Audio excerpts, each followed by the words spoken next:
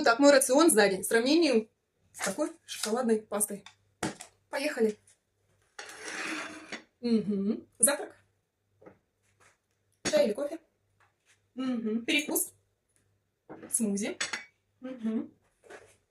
Обед. Тыквенные драники. Угу. Салат. Угу. Гречка. Ну и ужин. Салат можно. Арбуз. Смотри. Щи. Смузи. Здесь на 1800 калорий. Ну а вот это на 2000 калорий. Есть разница. Вот что мы едим. Нужно задуматься. Клетчатка, белок насыщает организм и микроэлементы. Для очищения, для детокса.